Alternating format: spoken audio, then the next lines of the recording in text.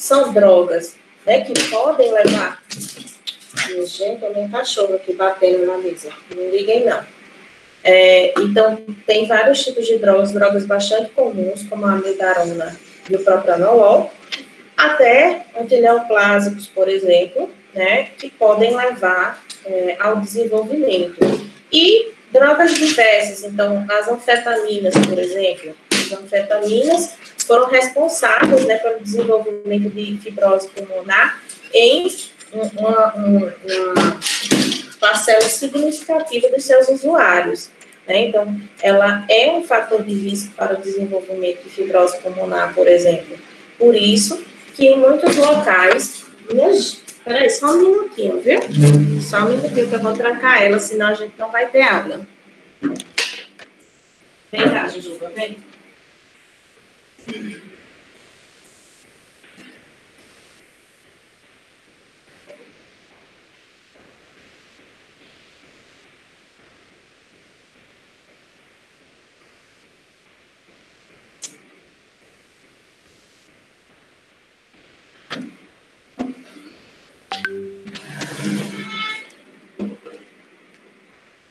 Voltei. Então, eu estava falando das anfetaminas, né? Então, em muitos países, as anfetaminas hoje são proibidas, justamente por ser um fator de risco elevado para a formação de fibrose pulmonar. A gente tem, né, as fibroses devidas à inalação de agentes inorgânicos, que são as pneumoconioses, ou seja, normalmente relacionadas ao trabalho, então, como, por exemplo, a silicose, a asbestose, né? Aquelas doenças intersticiais relacionadas a agentes orgânicos, como a pneumonia de hipersensibilidade, que a gente vai ver, e secundárias a outros agentes diversos, certo? E temos também aquelas de origem desconhecida.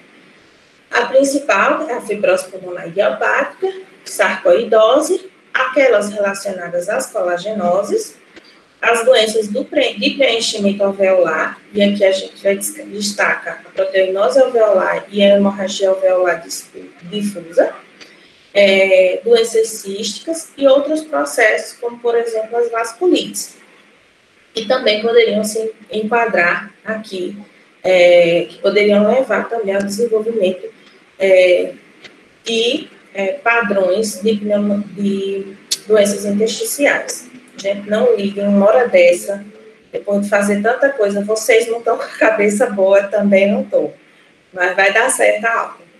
Vamos lá. Então, aqui é uma outra forma, né, da gente fazer essa divisão, né, e aí eu vou destacar algumas coisas aqui para vocês. Então, em relação às causas conhecidas, né, a gente já falou basicamente disso, né, só mais uma outra forma de vocês enxergarem. Então, eu não lembro se a gente vai ter alguma coisa sobre pneumoconioses nesse semestre ou não, mas é uma coisa interessante, que se não tiver, vocês darem uma olhada depois.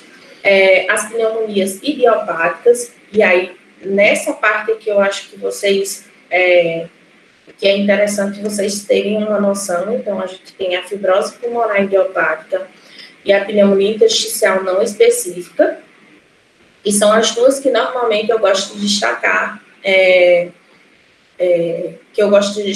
nas aulas com vocês.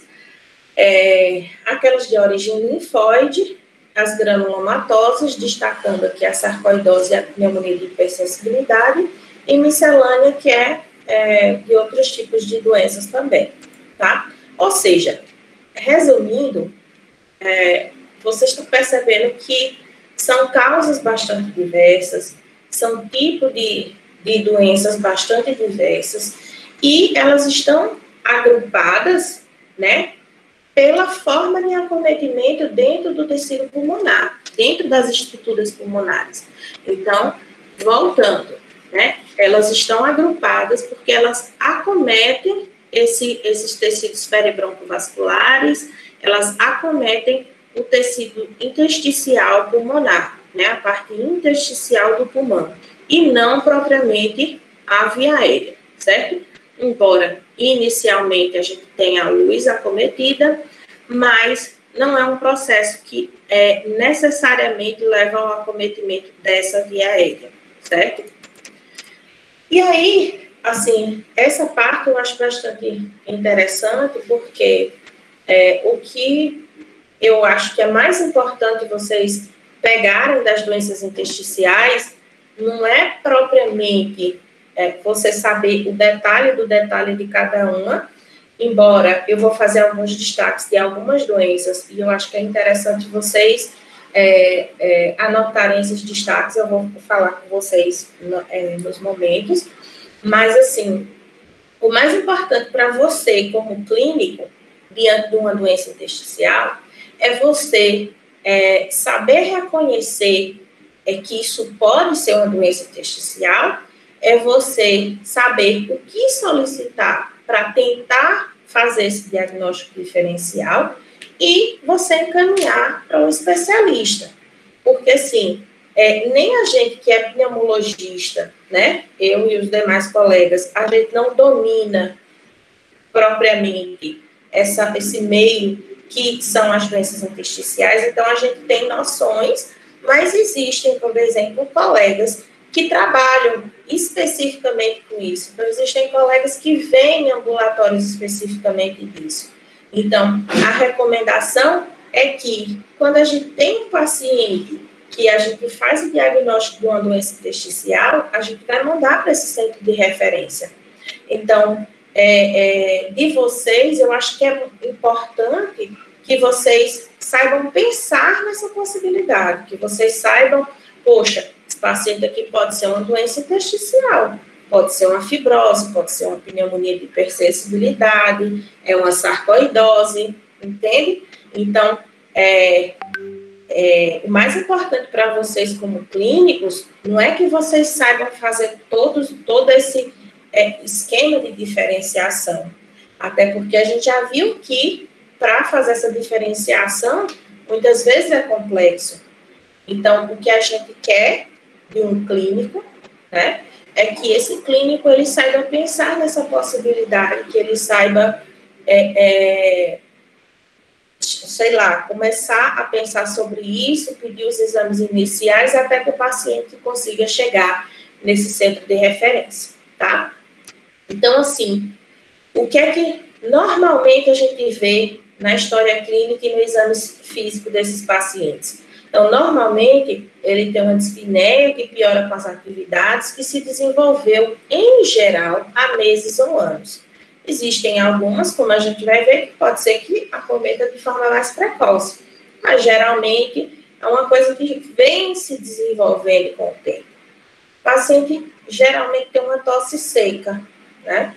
Normalmente não tem produção de escarro, né? Então, não tem escarro, não tem sibilância.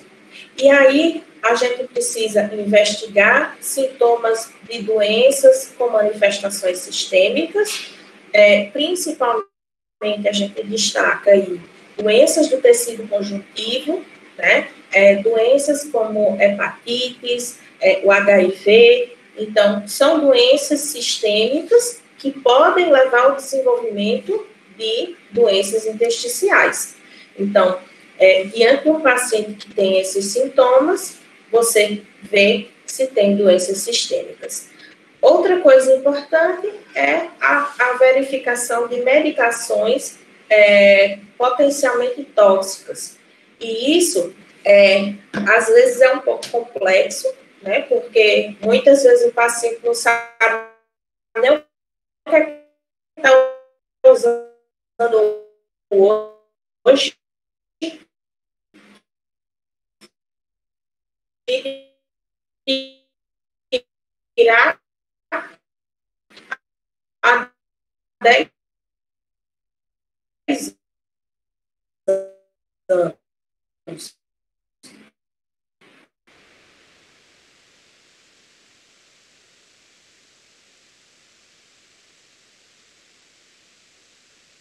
Mas, assim, por exemplo, são pacientes que já têm mais se cava poço, caça tatu, né? Aqui na nossa região são duas coisas que a gente pode encontrar. Então, pessoas escavando poços, caça de animais selvagens, então está tudo ali escondido, a pessoa precisa cavar, e isso aí pode gerar partículas para levar, por exemplo, a silicose, enfim, né, exposições ambientais diversas, porque aí a gente pode pensar nas doenças ocupacionais, por exemplo, e exposições domésticas. Então, por exemplo, no nosso país, né, é comum as pessoas, por exemplo, terem aves em casa. E as aves, como a gente vai ver, são as penas, né, e as excretas, elas são fatores de risco para o desenvolvimento de algumas doenças também. Então, a gente tem a pneumonia de hipersensibilidade, que está relacionada com essa exposição. Então, travesseiro de pena de ganso, criação de pássaros, né, de viveiros e etc. Então, também é fator de risco. E também atividades de lazer, e já falei da questão de criação de animais.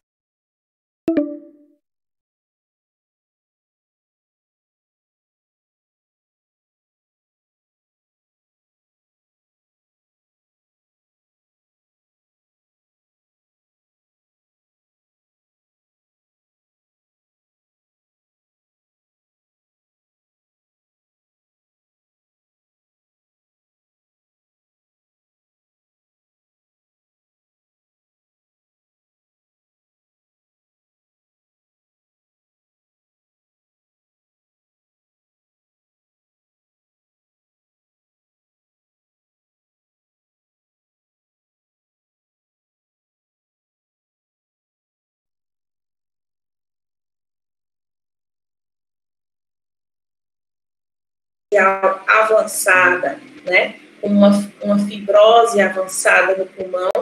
Esse paciente pode desenvolver, por exemplo, um cor pulmonar, uma hipertensão pulmonar, e com isso você ter, né, hepatomegalia, edema de membros inferiores, né, turgência jugular, e aí tudo isso vai depender muito em relação à evolução dessa doença. E, além disso, na ausculta, geralmente, o que a gente vai ter são os estertores finos. E esses estertores, eles podem ser em velcro, por exemplo, que é mais característico, né, das doenças mais fibrosantes. Então, é como se você tirasse realmente um velcro, ou então, essa ausculta do cabelo, quando você faz esse movimento de movimentar assim, o cabelo entre os dedos. Então, pode ter essa estertoração fina, ou pode ter o grasnido, que normalmente o grasnido está relacionado com as doenças, com a inflamação celular. O grasnido é como se fosse uma ausculta assim, você não tem, quando você passa o dedo num vidro que está molhado, ele faz um barulho. Então, um barulho também agudo, que a gente chama de grasnido. Então, também é uma possibilidade nesses pacientes. E aí aqui a gente tem o baqueteamento digital, por exemplo, que está relacionado, né, com pacientes com doenças de quais órgãos, gente? Só doenças pulmonares? Vamos participar. Não, professor. Quais doenças? Doenças cardíacas também. Uhum. Mais alguma?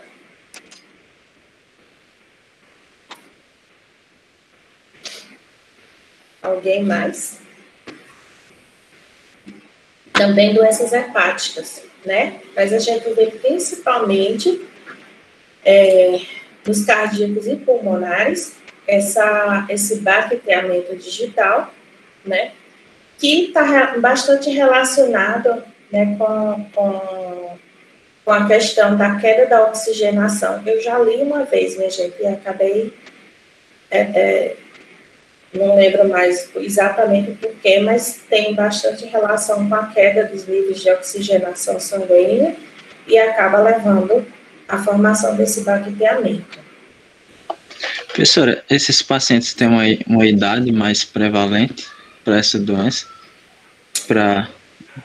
Aí é onde está. A gente vai ver que isso é bastante variável, porque, assim, cada doença talvez tenha um perfil diferente de pacientes, certo? Então, a gente vai ver que não tem especificamente uma idade na qual a gente vai ter mais doenças intersticiais, porque vai depender. Então, por exemplo, a sarcoidose, né, ela pode acometer os pacientes jovens. Inclusive, sarcoidose pode ser um achado, né, o paciente não tem nenhuma sintomatologia. Por exemplo, doença do tecido conjuntivo pode levar a pneumonia intersticial não específica, né, que é um tipo de doença intersticial. E aí, com isso, né, com a PIN, por exemplo, geralmente são pacientes mais jovens. Então, o paciente que tem, por exemplo, esqueci o nome, meu Deus do céu, agora fugiu, de uma doença intersticial que dá bastante esclerose sistêmica. Esclerose sistêmica dá bastante pneumonia intersticial não específica, por exemplo, dá doenças intersticiais. Então, você tem uma faixa etária de pacientes mais jovens. Já fibrose pulmonar idiopática, normalmente já são pacientes ali acima de 50, 70 anos. Então, não existe especificamente uma faixa etária para a gente pensar nas doenças intersticiais. Professora, e assim, só pela história clínica, por exemplo, dispneia, tosse noturna, a professora falou, até citou arritmias e tal, acho que pensando em amiodarona, né, essa questão medicamentosa, só que numa consulta inicial, acho que um diagnóstico mais, eu venho à minha cabeça também muito importante diferencial, seria patologias cardíacas, não? Tipo, porque não é o quadro... Sim. Aí, pela clínica, como não dá para diferenciar, no caso... Não dá. Na verdade, sim, porque o que é que vai acontecer, né? Você vai ter um paciente que vai chegar... porque eu estou falando, assim, de uma forma muito geral, certo? Então, assim, a questão do quadro clínico, de imagem, eu estou falando de uma forma muito geral. Mas, por exemplo, quando o paciente chegar para você, né, você de repente vai pensar nessas possibilidades. Ou, de repente, é um paciente que você já pensou em doença cardíaca, certo? E aí você, por exemplo, você pensou que era insuficiência cardíaca, aí foi lá, fez um eco, viu que tinha insuficiência, aumento de câmaras direitas, insuficiência de VD, que tinha sinais de hipertensão pulmonar, tá entendendo? Então, assim, de duas, ou o paciente já vai chegar com alguma coisa que, chama atenção para você, então, por exemplo, um paciente que ele mesmo já vai te dizer, olha, doutor, eu trabalho na mina, eu trabalho ali em Caraíba Metais, entendeu? Ou então, na ausculta, você vai escutar Grasmib, e aí você vai pensar, poxa, será que esse paciente, ele tem pássaros em casa? Né? Ou não? Então, assim, geralmente, ou o paciente já vai trazer alguma coisa na história que te chama a atenção, ou você começou a investigar uma determinada coisa e não chegou naquele diagnóstico que seria, como, por exemplo, você pensou em insuficiência cardíaca. Beleza. Pode dar dispneia com as atividades, pode dar tosse seca, pode não ter essa secreção nem sibilância. Então, você pensou em insuficiência cardíaca, mas você chegou lá, fez a investigação inicial e você não fechou esse diagnóstico. E aí você suspeitou de outra coisa, tá? Mas, assim, aqui eu estou falando de uma forma bem geral, tá, gente? Estou falando de uma forma bem geral. Em relação aos exames de imagem, né, a radiografia, ela é bastante pobre para a gente, né? Então, assim, ele coloca aqui que dá ajuda na questão do diagnóstico sindrômico, né? Porque, de fato, a radiografia, ela pode nos ajudar a pensar em determinados diagnósticos, mas ela não é muito específica, ela não ajuda tanto assim a gente. Ela ajuda a ver a questão da distribuição, porque vocês vão ver que a distribuição das alterações são importantes. Pode sugerir alguma patologia específica, então, por exemplo, sarcoidose, né? E, diante dessa suspeita, a gente vai para TC de alta resolução. Por que TC de alta resolução? Alguém me ajuda?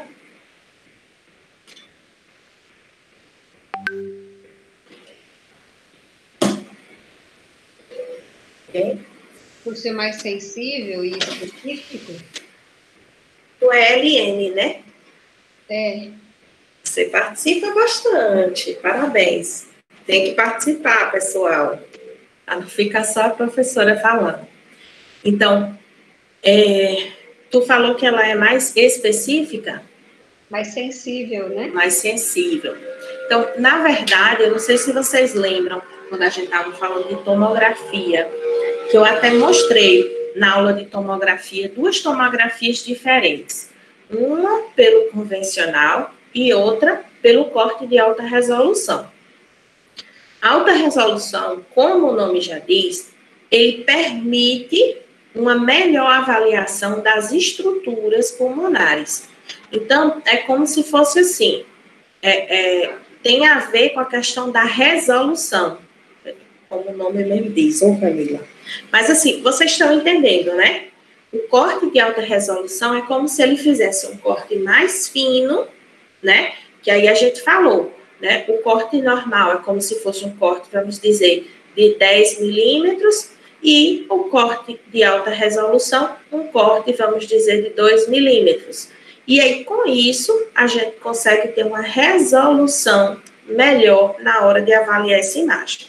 Então, dessa forma, com a TC de alta resolução, a gente consegue definir melhor quais são as alterações que estão presentes ali naquele paciente, tá?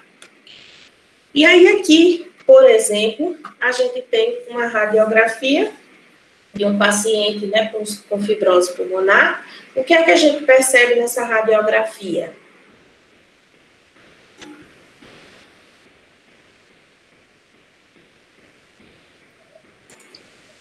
Deixa eu escolher um nome, gente.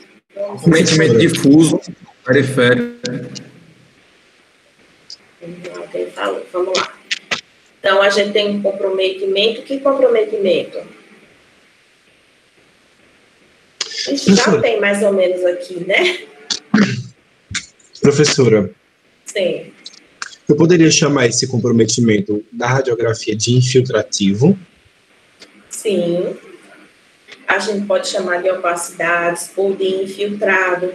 Eu diria, né, que porque que ele coloca aqui opacidades reticulares ou retículo nodulares, né? Então, por exemplo, reticular, na minha cabeça, eu fico pensando que é como se formasse uma redinha. Vocês lembram daquela imagem do lóbulo pulmonar secundário que tem coisa passando? Então, eles são pequenas unidadezinhas agrupadas, e entre essas unidades, nas regiões de septos, é onde vai ter espessamento. Então, por isso, ele vai formar um reticulado. Eu não sei se vocês conseguem perceber da mesma forma que eu, mas é como se formasse uma redinha, né? E por isso a gente pode chamar de opacidades ou de infiltrado reticular ou retículo nodular, se, por exemplo, começar a formar nódulos. E aqui você vê que o predomínio nesse paciente ocorre nas regiões mais inferiores, né? Embora a gente também perceba que aqui perifericamente talvez já tenha um acometimento, mas principalmente nessas regiões mais inferiores do pulmão. E aqui em cima parece estar mais limpo, né? Então, é uma característica, por exemplo, da fibrose pulmonar. Redução do volume pulmonar. Então, talvez aqui, se a gente estivesse vendo as costelas direitinho, a gente veria uma diminuição dos espaços. A gente percebe que aqui o coração já está imprensadinho. Olha onde está a cúpula aqui, na metade do coração. Então, ocorre uma diminuição, a redução dos volumes pulmonares. Mas, como que eu vou saber especificamente que doença intersticial é essa, só olhando pelo raio-x? É muito difícil. Professor,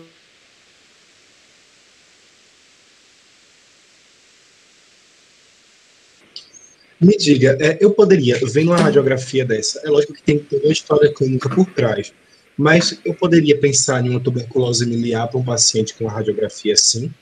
Talvez.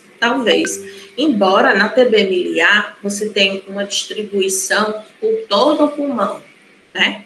Você não vai ter uma distribuição só nos campos inferiores, né? Você talvez tivesse um padrão mais difuso do que esse aqui. E aqui você está vendo que essa parte mais superior, né? Ela não tem tanto acometimento. E na TB miliar, o acometimento realmente é difuso. Tá, ok, obrigado. Professora, e geralmente esses pacientes aí vão ter distúrbio restritivo, né, na Inspiro? Isso, distúrbio restritivo, tá?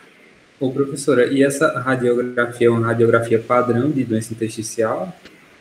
Como assim, padrão? A maioria das doenças intersticiais, independente da etiologia, apresentam um padrão parecido com esse daí? Não necessariamente, porque aqui eu estou dando um exemplo de fibrose pulmonar, certo? Mas, por exemplo, esse aqui é um exemplo de sarcoidose. Então, a sarcoidose tem estágios diferentes. Por exemplo, no estágio 1, a gente só tem a adenopatia hilar. Então, por exemplo, pode ocorrer de você fazendo uma avaliação de pacientes para admissão num determinado emprego, pede uma radiografia e vem esse alargamento de mediastino, que claramente está relacionado ao aumento de linfonodos, que dá até para a gente ver o brônquio intermédio descendo, né, o brônquio do lobo superior, e aí você vê que tem esse conglomerado, é a adenopatia hilar. Então, isso aqui é o estágio 1 de sarcoidose. Ou o paciente no estágio 2, com adenopatia infiltrado, ou só infiltrado pulmonar, e a evolução no estágio 4 para fibrose pulmonar, certo? Claro, né, que tem aqui, por exemplo, silicose, né, que tem o predomínio campos superiores pulmonares, fazendo tipo nodulações pulmonares, né? Então, assim, perceba que as apresentações, olha essa daqui, se não daria para, de repente, você pensar que poderia ter uma TB miliar, né? Então, as apresentações, elas são bastante diversas, e apenas com a radiografia fica difícil você, de fato, definir esse diagnóstico, tá bom? Mas, diante de uma tomografia, de um raio-x estranho desse, você vai pedir uma tomografia, obviamente. E aí, né, a tomografia, ela é mais sensível e específica. Lembrar que o tipo de tomografia é a de alta resolução, né? Então, eu posso pedir outro tipo? Poder até pode, mas o ideal é alta resolução. E aí, a partir da alta resolução, a gente vai ter a definição dos padrões de lesão e da distribuição. Então, por exemplo, aqui a gente está vendo que a distribuição predominante é campo superior.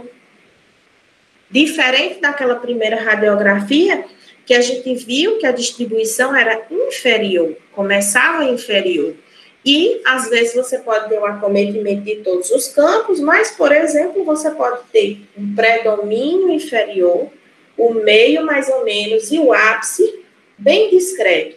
Então, isso aí vai ajudar a gente a definir esse diagnóstico, certo?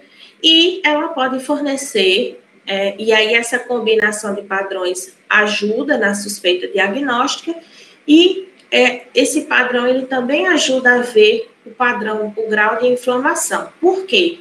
Porque o padrão em vidro fosco, ele tem bastante relação com as lesões celulares exudativas e inflamatórias. Ou seja, quando a doença está numa fase mais inflamatória, né? Ou seja, um marcador mais de doença inicial, ou que está em evolução e potencialmente vai responder melhor à terapia. Enquanto aquele padrão que não tem padrão in vitro fosco, que mostra mais, né, lesões fibróticas, é um padrão que não vai ter talvez não tenha tanta resposta à terapia. Então, aqui, por exemplo, a gente tem um paciente com fibrose pulmonar idiopática, que tem esses espessamentos septais, né, o espessamento entre os septos, e a formação dessas unidades aqui, empilhadas, unidades cistos aéreos empilhados, que são chamados de padrão de Honeycomb, a gente não sei se ficou certa a pronúncia, ou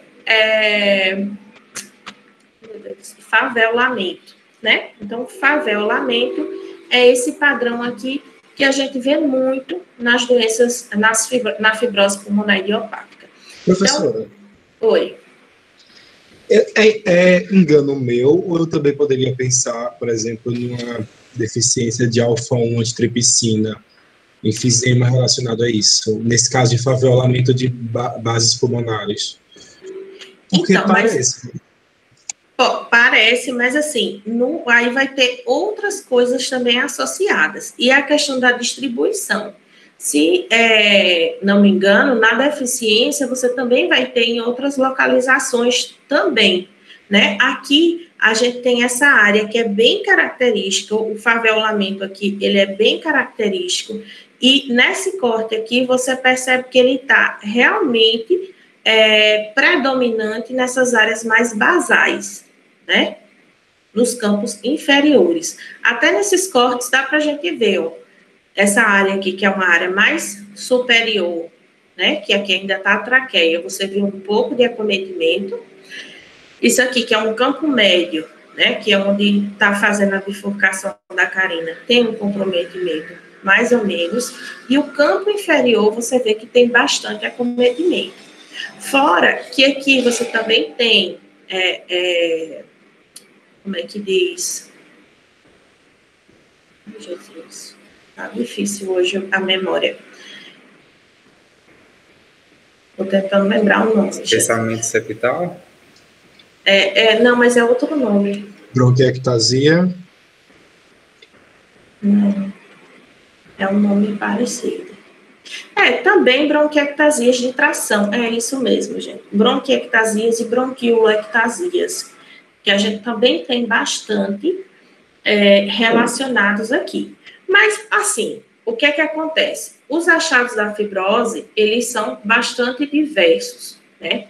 Mas a fibrose, ela é uma das poucas em que a gente pode fazer a definição diagnóstica com a tomografia. Eu vou falar melhor mais lá na frente, tá? Aqui um padrão de sarcoidose, por exemplo. Então, a sarcoidose, ela pega bastante os tecidos peribroncovasculares, né? Então, a sarcoidose, ela vai fazer, e os linfonodos, né?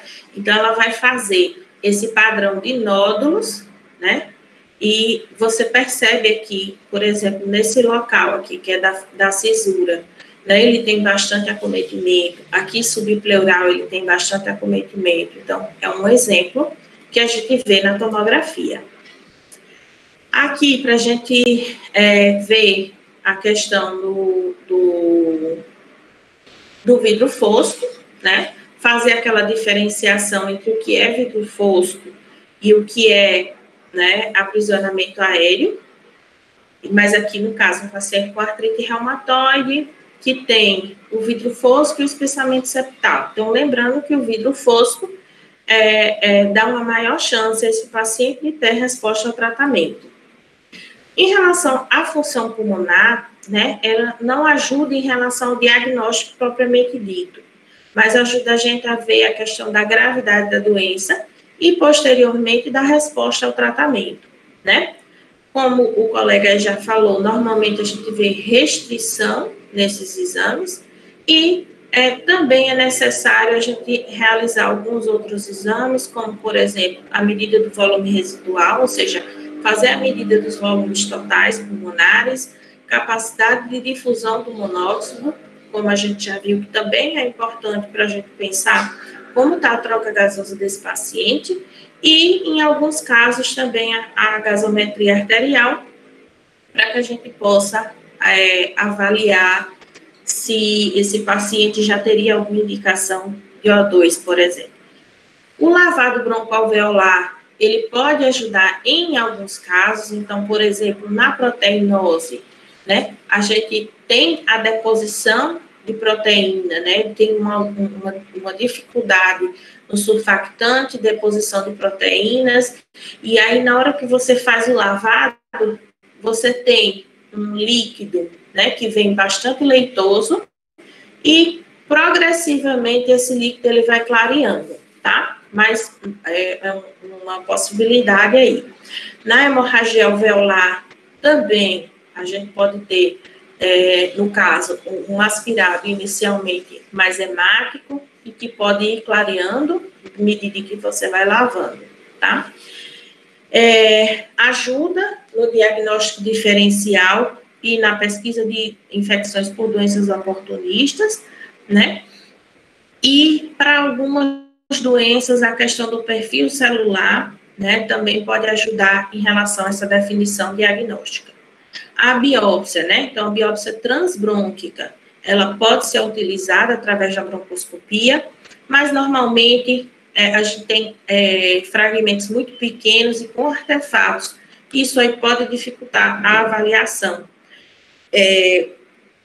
Normalmente, ele pode ajudar mais se a distribuição for mais peribrônquica ou linfática, né? Porque com essa biópsia, a gente consegue chegar melhor nesses tecidos peribroncovasculares. E aí, por exemplo, para a sarcoidose, para a silicose, para a proteinose alveolar, a biópsia transbrônquica pode ter um valor muito bom.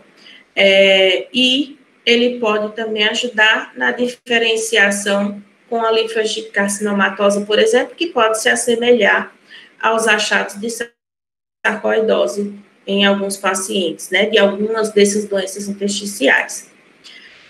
Na broncoscopia ainda, a gente pode fazer outros tipos de biópsia, então, biópsia por congelamento, né, criobiópsia, então, são biópsias especiais, isso aí faz mais nos grandes centros, mas pode ser feita. E a biópsia cirúrgica, que é a mais adequada, embora muitos pacientes não consigam realizar a biópsia cirúrgica, porque, assim, a gente precisa ver quais são as condições clínicas desse paciente. Ele tem condições, de fato, de fazer uma biópsia cirúrgica ou não. Então, por ser cirúrgica e por você conseguir fazer uma visualização direta, né, do pulmão e conseguir definir um local de biópsia e fazer um corte mais adequado, você preserva aquela estrutura e você consegue visualizar melhor aquele pulmão e conseguir definir aquela doença, tá? E essa biópsia ela pode ser orientada de acordo com os achados da tomografia, ou seja, a partir do que você encontra na tomografia, da história do paciente, você define qual é o melhor local dessa biópsia, onde o acometimento vai permitir que você faça um diagnóstico, porque a via final é o paciente chegar na fibrose, tá? Não na fibrose pulmonar idiopática, gente. A via final é o pulmão se tornar fibrótico, né? Todas essas doenças, elas vão fazer um acometimento que vai culminar numa fibrose. Então, se o paciente já tiver num estágio avançado de fibrose, pode ser que você não consiga definir esse diagnóstico, né? Então, o que você achar na tomografia pode te ajudar em relação a isso. E aí a histologia vai definir diversas coisas, como o padrão histológico propriamente dito, grau de inflamação e fibrose, o prognóstico e resposta ao tratamento a partir disso, e o ideal é que seja realizado por um patologista experiente, ou seja, alguém que tem especialização mais para esse lado de pulmão e para doenças intersticiais propriamente dito. Então, agora a gente vai falar um pouquinho sobre algumas dessas doenças, né? Então, na fibrose pulmonar idiopática, o que é importante a gente saber? Então, ela tem características clínicas, radiológicas, funcionais e histopatológicas próprias, né? A etiologia normal, ela é desconhecida, mas, assim, existem, né, alguma relação que se tenta fazer aí com o tabagismo, com a exposição à queima de lenha e com diversas outras coisas. Eu vou mandar um material para vocês vão ver que lá ele fala de coisas bastante diversas, né? Mas, no fim das contas, a gente não tem uma definição específica do que é que faz se desenvolver a fibrose pulmonar idiopática, tá? E a gente percebe também que a inflamação ela é progressiva nesses pacientes, né? Normalmente, são pessoas de meia idade, ou seja, entre 40 e 70 anos, e existe uma discreta predileção por homens. O início, ele é insidioso, e normalmente os pacientes têm queixa de dispneia, tem aqueles extintores finos, baqueteamento, expiro com restrição, difusão reduzida, hipoxemia, tudo isso a gente já viu que pode estar presente. O que é importante, que eu acho que vocês têm que ter na cabeça aí, da fibrose pulmonar idiopática? LN, anota aí no caderninho para passar para os colegas. Então, qual o padrão característico da fibrose pulmonar idiopática?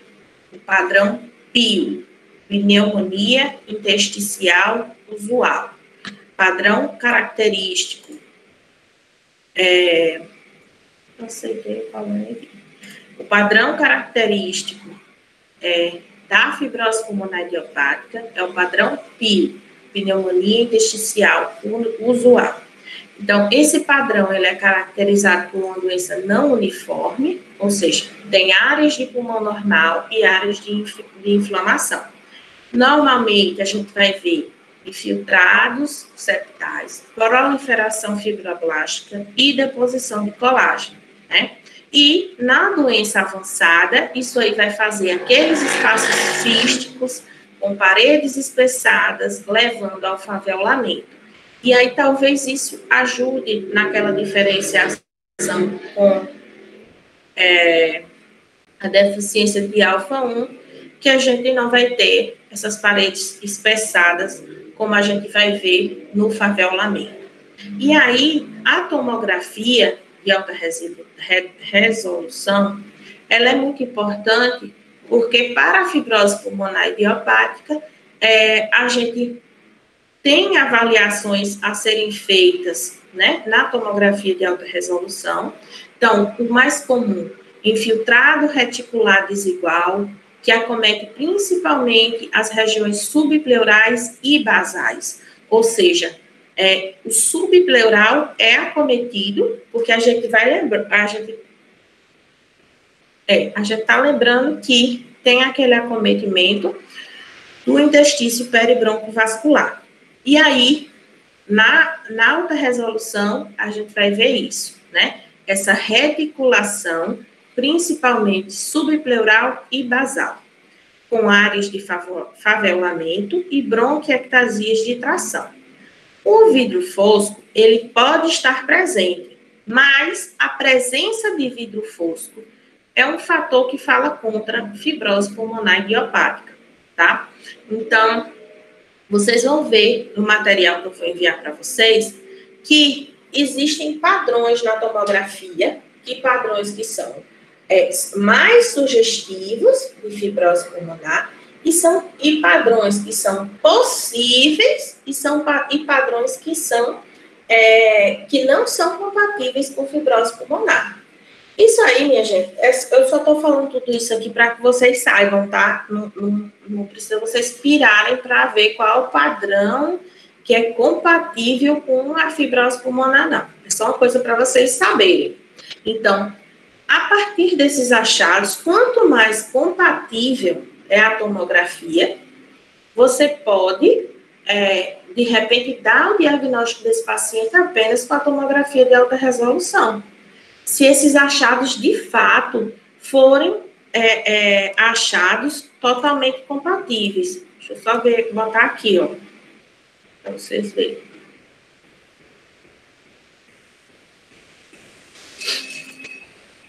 Vocês estão aí, minha gente? Já dormiram? Estamos sim, professor. É um assuntinho chato, né? Mas é assim mesmo. Vai passar rápido. Então, aqui, por exemplo, os critérios radiológicos para o diagnóstico de pneumonia intersticial usual. Então, por exemplo, ele coloca aqui padrão PIO. São todos esses critérios aqui. Então, predomínio basal, alteração reticular, faviolamento e ausência de achados inconsistentes. O que é inconsistente? Predomínio campo médio, peribroncovascular, áreas de vidro fosco extensas, né, micronódulos. Então, vocês estão vendo que aqui ele consegue, né, de acordo com o achado da tomografia, vocês estão vendo essa tela, né, gente? Eu compartilhei certo. Essa que está mostrando. Então, a partir disso, a gente consegue ver que a radiologia ela é muito importante para a fibrose pulmonar, porque ela vai ajudar a gente a tentar ver se o padrão de fato é um padrão PIO, se é um padrão possível ou se é inconsistente, certo? Então, esses achados aí, e aí tem achados histológicos também, mas como os pacientes muitas vezes já vão chegar sem condições de realizar a biópsia, quando esse paciente não tiver condições, você poderia utilizar os achados da tomografia para fazer essa definição, né? E aí, a partir disso, né, dos achados tomográficos, dos achados histológicos, né? Então, por exemplo, aqui ele coloca, se o paciente tem um padrão PIO definido como um padrão PIO, ele não necessita da biópsia, porque ele já define como fibrose pulmonar idiopática, tá? Então, só para a gente saber que para essa doença especificamente, para essa doença intersticial especificamente, a tomografia é bastante importante, ela ajuda bastante a fazer esse diagnóstico, tá? Então, vamos voltar para outra apresentação. Então, qual o padrão característico da fibrose pulmonar idiopática, pessoal? Padrão PIO, né? Então, aqui, mais um exemplo, né? Bronquiectasias de tração, o faveolamento, né? Muita fibrose entre esses faveolamentos, ó, as paredes são espessadas, mas basicamente é isso. O tratamento, aqui é onde eu estava mexendo, gente, porque não estava atualizado, não achei a minha aula mais atualizada dessa. Então, para a fibrose pulmonar idiopática, se vocês forem ver, né, numa literatura um pouco mais antiga, ou talvez nem tão antiga, vocês vão ver lá um tratamento com corticoides, com imunossupressores, certo? Por quê? Porque se a fibrose, ela ocorre por conta de uma inflamação, então o racional seria você fazer alguma coisa que reduza essa inflamação. Porém, foi visto que não existe um benefício muito grande em você fazer, por exemplo, a prednisona. Era um tratamento que era feito antigamente, mas não foi visto um benefício significativo. Hoje, a gente tem uma classe de medicações que são chamadas antifibróticos, né? que são a medicação de escolha, a medicação padrão para o tratamento da fibrose pulmonar idiopática, tá? E aí, essas medicações, elas são muito boas, né? Elas ajudam muito a reduzir a queda de função pulmonar, elas não promovem o retorno ao que era antes, mas elas diminuem o ritmo de fibrose do pulmão, o ritmo de piora dessa função pulmonar. Qual que é o problema dos antifibróticos? É um tratamento caríssimo. Então, são tratamentos aí que é 20 mil por mês, né? Então, assim, normalmente os pacientes conseguem os antifibróticos através de ação judicial, porque são muito caros, tá? Os efeitos colaterais principais são mais gastrointestinais, né? E aí, de tratamento, a gente tem outros tratamentos também importantes, tá? A questão da educação, tratamentos voltados para a questão sintomática, então, relacionado com a tosse do paciente, você pode fazer antidossígenos. Em relação à dispneia, então, tem a questão das indicações de uso de O2, tem as indicações de transplante pulmonar, as contraindicações de transplante pulmonar. Por quê? Porque pode ser que seja um paciente jovem, né, e que seja um paciente jovem, e aí você tem uma fibrose muito importante, e aí você vai, por exemplo, colocar o paciente na lista de transplante pulmonar. Então, basicamente, da fibrose pulmonar é isso. Os 2 pontos que eu acho importantes, prestem atenção, os 2 pontos que eu acho importantes vocês saberem de fibrose pulmonar. Qual o padrão característico da fibrose pulmonar? Padrão PIO, que é definido pela TC de alta resolução. E qual o tratamento preconizado para fibrose pulmonar? Tratamento medicamentoso, os antifibróticos. Então, são 2 informações bastante importantes para vocês, assim, que eu acho interessante vocês saberem sobre a fibrose pulmonar idiopática. Aqui, minha gente, eu vou fazer, não é sair, vou sair só desse modo de coisa aqui. Vocês estão vendo aí as imagens, né?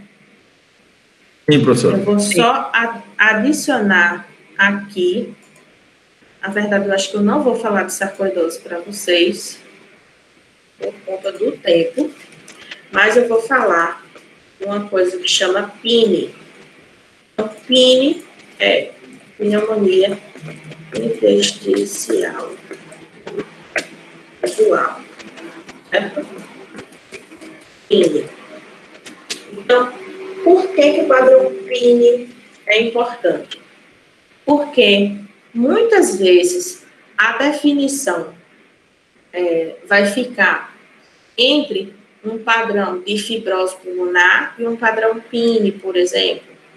Ou você tem um paciente que tem uma doença sistêmica e que tem um padrão PINE. Então, que doenças estão relacionadas ao padrão PINE? Doença do tecido conjuntivo, e aí a gente tem, por exemplo, artrite reumatoide, é o principal. Aí você tem HIV, você tem hepatites, certo? Então, a gente tem uma série de doenças que podem levar, né, que podem ter acometimento pulmonar associado e levar a esse padrão de doença intersticial chamada padrão Professora, PINE, tá certo? E, oi. o pneumonia intersticial usual não é o PIO, não? E PINE e PIO é a mesma coisa? Não específica, me desculpem. Eu já ia perguntar isso. Minha gente, ainda bem que vocês já ainda estão, né, assim, vivos. Não específica, minha gente. Mas vocês perdoam a criatura que já fez, né? Já foi para o ambulatório, já viu o paciente COVID hoje, já fez terapia para não ficar mais doida, e agora está dando aula 9h30 da noite para vocês, para amanhã cedinho tá de novo, começando tudo de novo. Do mesmo jeito que vocês sofrem nas aulas, a gente também sofre no dia a dia. Mas que bom que vocês estão ligados. Então, pneumonia intersticial não específica. Muito obrigada por me ajudar. Então, PIU, que é pneumonia intersticial usual, é a da fibrose. Muito bem. E PINE é pneumonia intersticial não específica, tá? Então, eu não vou falar muita coisa aqui. Uma outra coisa que está bastante presente na PINE. Então, na PINE, a gente tem bronquiectasias, tem aí também, né? TC de alta resolução, bronquiectasias, bronquiolectasias, né? Espessamento septal. Mas uma coisa que tem bastante associada é vidro fosco e polpa e espaço pleural. Agora, eu não vou ter imagens para mostrar para vocês, mas quando vocês forem ler no documento que eu vou mandar, ele vai colocar essas coisas, né? Então, pode ter vidro fosco no PIO? Pode, mas, normalmente, vidro fosco está muito relacionado com a PIN. Outra coisa, polpa o espaço subpleural. Então, você vai olhar lá naquela linha onde você sabe que tem a pleura, e aí vai ter um espacinho pequenininho que vai estar polpado. Então, nesse local ali, ele está polpado, não está sendo acometido pela doença. É um padrão que fala mais a favor de PINE, né? Lembrando, né, que o vidro fosco está relacionado com a inflamação. Então, por exemplo, eu posso ter a PINE inflamatória, que é aquela PINE que está num estágio de mais inflamação, e posso ter a PINE fibrótica, que tem mais áreas de fibrose, seria uma PINE mais avançada, né? Então, por exemplo, um paciente que tem, por exemplo, uma artrite reumatoide, faz uma PINE e, a princípio, ele tem algumas alterações, ele tem bastante vidro fosco. Ou seja, esse paciente, muito provavelmente, quando eu entrar com a terapia imunossupressora, né, ele vai ter uma boa resposta, porque ele está predominando ali um padrão de inflamação, tá? Então, quando eu tenho esse padrão chamado PINE, né, eu vou pensar que pode ter uma doença sistêmica e associada a esse padrão, tá? E aí, outra coisa que é importante é que o tratamento é com corticoides e com imunossupressores, certo? Então, é bastante interessante que, e aí a diferenciação é importante por quê? Porque a fibrose pulmonar não tem boa resposta ao corticoide.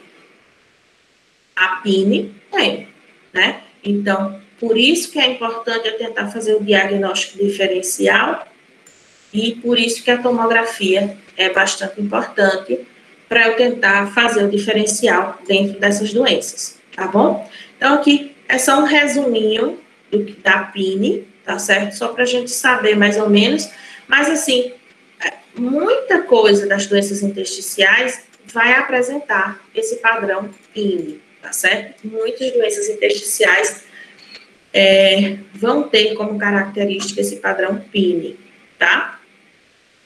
Minha gente, eu acho que eu vou passar essa parte de sarcoidose aqui, porque senão a gente vai demorar muito, não vai concluir a aula. Eu acho mais importante vocês verem até pneumonia de hipersensibilidade. Mas assim, depois eu envio para vocês, né? Mas assim, a sarcoidose, né? Como a gente viu, a etiologia é desconhecida, acomete linfonodos, tem granulomas na histologia, né? O paciente pode não ter nenhuma coisa respiratória, né? Nenhum sintoma respiratório. E a gente tem que ver acometimento extratorácico também, ou seja, ele pode acometer diversos outros órgãos, tá? E aí, o que é interessante na sarcoidose? A questão da classificação radiológica, né? Então, o paciente pode ter desde só uma linfadenopatia lá, isolada. Então, assim, o que é interessante a gente saber da sarcoidose é isso, é que ele pode ter evoluções radiológicas diversas. Então, aqui, por exemplo, a gente percebe nessa região, que é uma região que tem linfonodos, a presença dessas nodulações. Então, o espessamento septal não é liso, o espessamento septal, ele é enrugadinho. Então, por isso, a gente pensa em acometimento de linfonodos. O principal diagnóstico diferencial da sarcoidose é com a linfangite carcinomatosa, porque a linfangite, ela também pode dar esse acometimento, esse espessamento septal nodular, né? Mas, assim, isso aí é só uma característica. O início, né, normal, o paciente pode apresentar algum desses sintomas, né, febre, eritema nodoso, né, e pode ter um início mais insidioso, ou seja, sem nenhum sintoma, que é com a evolução para a fibrose, né. E aí, o que pode acontecer? Os pacientes, esses pacientes, por exemplo, em estágio 1, eles podem fazer uma regressão da doença, né, mesmo sem nenhum tratamento, né. Então, a gente pode acompanhar esses pacientes e ver, né, como que vai evoluir ao longo do tempo. Então, sempre procurar a questão do acometimento extratorácico, como a gente viu aqui, né, além do pulmão, olhos, pele, coração e etc. Fazer seguimento desses pacientes, né, eles têm uma resposta boa ao uso do corticoide, né, e também pode ser utilizado imunossupressores, tá? E na pneumonia de hipersensibilidade, é outro que eu gosto de chamar bastante atenção. Então, o que é que eu geralmente chamo a atenção de vocês? Para essas três: fibrose pulmonar, PINE e pneumonia de hipersensibilidade.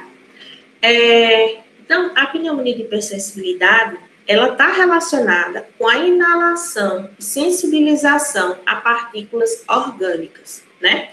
Então, normalmente, o que é isso? São locais onde a gente tem essas partículas orgânicas. Então, penas de pássaro, fungos, feno, né? Então, tem atividades diversas, né, que podem estar relacionadas ao desenvolvimento da pneumonia de hipersensibilidade. Então, como que a gente faz a suspeita? A partir da história clínica. Então, com algumas atividades profissionais, por exemplo, e aí a gente questionar sempre sobre a questão do ambiente doméstico, sobre umidades, fungos e criação de animais. Então, a gente tem, por exemplo, né, aqui a gente não tem muito, mas pulmão do fazendeiro, né, que pode ser desenvolvimento de fungo no feno, por exemplo, que está relacionado. Aqui a gente não tem muito fungo, mas, por exemplo, Recife já é uma área onde chove mais, onde tem mais umidade. Tem alguns locais em que a casa pode crescer aqueles bolô na parede, por exemplo. Então, isso é um fator de risco. Criação de pássaros é um fator de risco, certo? Então, a gente sempre vai buscar, nessa história clínica desse paciente, uma possibilidade para o desenvolvimento da pneumonia de hipersensibilidade, tá? A gente tem a forma aguda e a forma crônica. A forma aguda, o paciente tem febre, tem fraqueza, tem tosse, tem dispneia, e geralmente começa poucas horas após a exposição. né? Então, por exemplo, o paciente tem uma exposição muito grande a fungo, por exemplo, né? A bolor, foi num local que tinha muito bolor, e aí, por isso, ele pode ter um desenvolvimento de uma pneumonia de hipersensibilidade aguda. Geralmente, isso é autolimitado, mas se a exposição for continuada, o paciente pode desenvolver sintomas, né? Espinéia, tosse seca, perda de peso, e desenvolver alterações mais definitivas no pulmão, tá? Então, forma aguda é aquela forma com alta exposição e que leva a uma inflamação muito importante do pulmão. O que é que vocês acham que eu vou achar, que eu vou encontrar no exame de imagem, na tomografia? Padrão de vidro fosco. Muito bem. Vou encontrar vidro fosco. Então, vidro fosco está relacionado com inflamação, logo, na pneumonia de hipersensibilidade, nas formas mais aguda e subaguda, eu vou encontrar vidro fosco.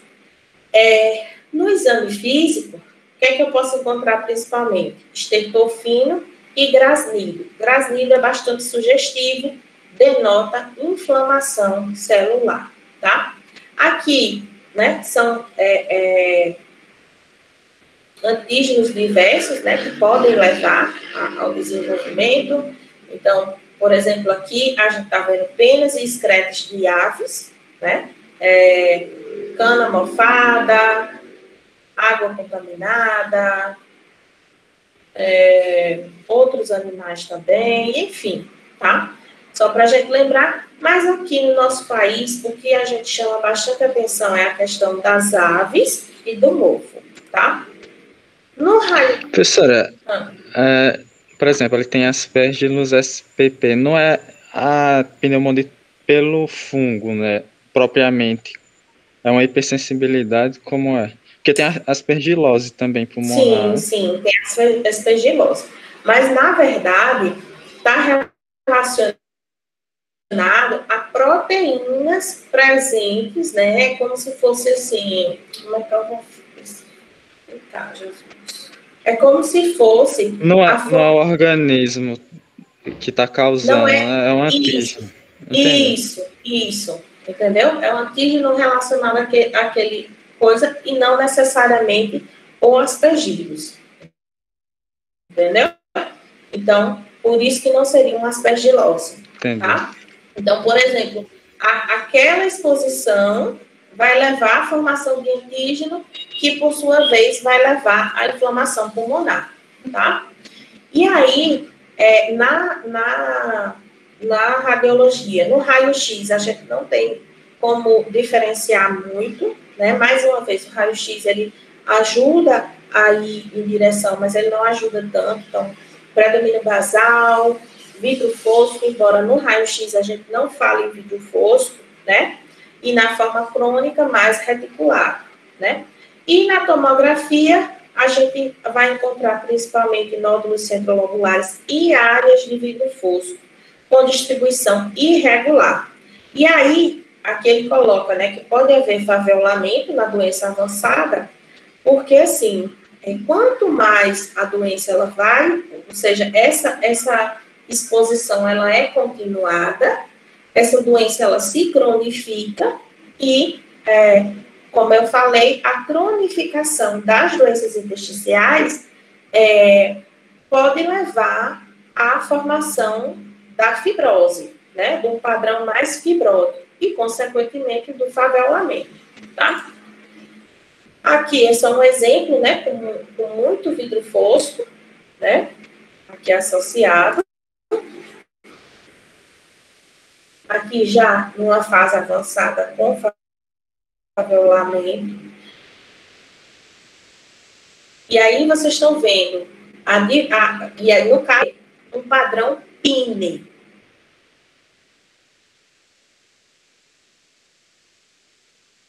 Pneumonia intersticial não específica. Lembra que a gente falou que então, a pneumonia de hipersensibilidade, por exemplo, tem um padrão PINE. tá? Então, a gente vê muito vidro fosco, embora a gente também pode ver o favelamento associado, tá? O diagnóstico e o tratamento, né? Por que é tão importante a gente reconhecer a pneumonia de hipersensibilidade? Porque a detecção e afastamento daquele antígeno pode ajudar e até reverter o processo. Ou seja, dependendo do tempo de exposição, dependendo da questão do se esse paciente vai ficar se expondo ainda, e dependendo de quais lesões já foram feitas no pulmão, isso aí pode reverter ou não. Além disso, na pneumonia de hipersensibilidade, não está aqui, mas normalmente a gente vai utilizar, né, a gente pode utilizar a prednisona, né, como um tratamento, e aí, ao longo, a gente faz um curso prolongado de prednisona, então, durante 6 a 8 semanas, a gente faz a utilização da prednisona e depois vai fazendo o desmame da medicação, tá? E isso aí também ajuda nesse processo de melhora pulmonar, né? Vai melhorar a questão da inflamação. E aí, o curso vai ser variável, né? E o prognóstico geral é bom, mas isso aí vai depender muito de se a doença está num estágio mais inicial ou subagudo, desculpe, ou se já é uma doença crônica, uma doença avançada. Porque, claro, se eu já tiver uma fibrose instalada, aquela área de fibrose, ela vai permanecer, tá? Enquanto, se eu tiver mais área de vidro fosco, uma maior probabilidade daquilo ali reverter e normalizar.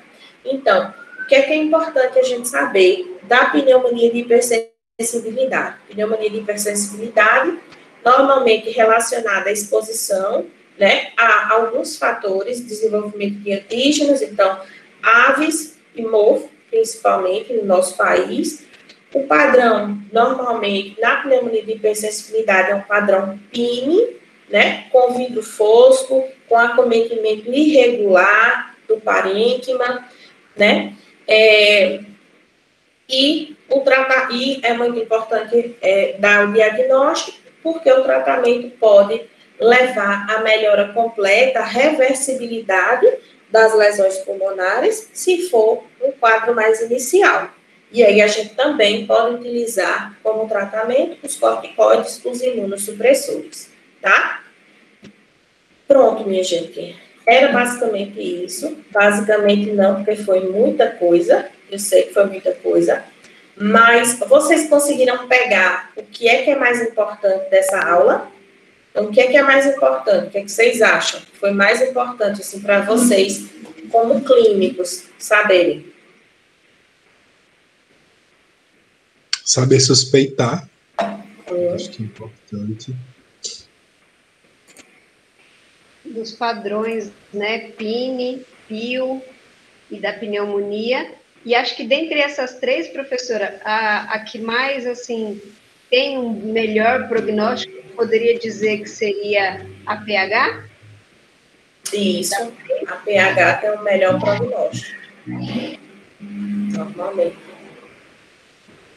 Então, assim, eu falo que é interessante vocês saberem quais que são os padrões, porque, vez ou outra, quando dependendo do local onde é feita essa tomografia, né, da qualidade do radiologista, isso nem sempre a gente tem, o radiologista, ele sugere para você que aquele padrão específico é um padrão PIO, é compatível com PIO, ou é inconsistente, ou que o padrão é um padrão PINE. Então, em geral, o radiologista ele pode sugerir isso para você, e aí, a partir do que ele sugeriu, você pode pensar, poxa, mas o que é que causa PINE mesmo? Pode ser doença do tecido conjuntivo, de repente, mulher, jovem, um padrão PINE no pulmão, é o quê? Doença do tecido conjuntivo? Entendeu? Então, perceba que você vai direcionar a sua pesquisa, talvez de acordo com o que o padrão radiológico ali se apresentar. Você não vai, muitas vezes, suspeitar de uma doença intersticial só com a história que o paciente trouxe. Como vocês questionaram, pode ser uma história de insuficiência cardíaca. Pode, né? Pode ser uma história semelhante à insuficiência cardíaca. Então, muitas vezes essa possibilidade diagnóstica, ela vai ser levantada quando você fizer uma tomografia, tá bom? Ou quando você fizer algum outro exame complementar, que sugira algum desses padrões, tá? Então, só para a gente fechar a aula e recapitular, né, gente? O que eu quero que vocês foquem, né? Eu vou enviar para vocês o material dessa aula, tá? Vocês vão ver que o consenso de doenças intersticiais é imenso, tá? Ele é bem grande, ele tem umas 100 e tantas páginas, mas, assim, o que é importante vocês saberem? Aquela parte inicial da aula que a gente fala sobre como que geralmente é o quadro clínico, o que é que eu encontro no exame físico, qual é o exame principal que eu vou utilizar na doença intersticial, né? Tomografia de alta resolução. Quais são os 3 principais que a gente falou aqui, né? Fibrose pulmonar idiopática, PIN, padrão PIN, e a pneumonia de hipersensibilidade. Fibrose pulmonar idiopática, relacionada com o padrão PIO, fazendo faveolamento e tratamento com antifibróticos. Padrão PIN, o padrão com vidro fosco, está relacionado à doença do tecido conjuntivo, relacionado a HIV, hepatites, entre outras, e tratamento com corticoides e imunossupressores. E pneumonia de hipersensibilidade, relacionada às exposições ambientais, também o padrão radiológico é o padrão PIN, e o tratamento também é semelhante à PIN, porque também é com corticoides, com imunossupressores e com o afastamento do antígeno, levando à melhora das lesões, principalmente as lesões mais inflamatórias, as lesões mais iniciais, certo? Então, um resumo do que é mais importante vocês saberem é isso, tá? Não se preocupem que eu não cobro alguma coisa, descreva qual é o padrão principal. Não, minha gente, isso aí ninguém vai endoidar decorando isso não, tá? Eu cobro de vocês alguma coisa que eu acho que é importante vocês saberem, né? Para a gente diferenciar uma coisa da outra. Mas é coisa de doido a gente tentar entrar no detalhe de uma coisa que é o especialista da especialidade, tá? Mas, assim, no geral, vocês ficaram com mais alguma dúvida? Vocês querem perguntar mais alguma coisa hoje sobre esse assunto? Acho que não, professora. Acho que ficou bem claro. Acho que tá tudo certo, professora. Ficou tranquilo. É algo, mas tá tudo certo. Professora, quanto à nossa avaliação quinta-feira, a professora pensou em alguma forma já? Tipo, se vai ser um questionário que vai enviar para a gente responder com o tempo? Ou algo sim, eu vou botar no coisinha do, tipo um questionário Google Forms, mas eu vou colocar, assim, perguntas abertas, mas de respostas curtas, tá? Não nada de respostas muito longas, minha gente. Ninguém está com tempo, nem vocês estão com tempo de escrever muito, nem eu de ler muita coisa. Vai ser respostas curtas, até porque eu acho que nesse questionário do Google Forms tem como a gente colocar até uma devolutiva para vocês, né? O porquê, tipo assim, na finalização vocês terem como fazer a autocorreção da prova, de saber qual que era a resposta adequada daquele questionário, tá bom? Mas coisas relacionadas à prática, tá? Coisa relacionada ao dia a dia, tá certo? Certo, professor. Obrigada. Boa noite, pessoal. Tchau. Boa noite, professor. Tchau. Boa noite. Boa noite.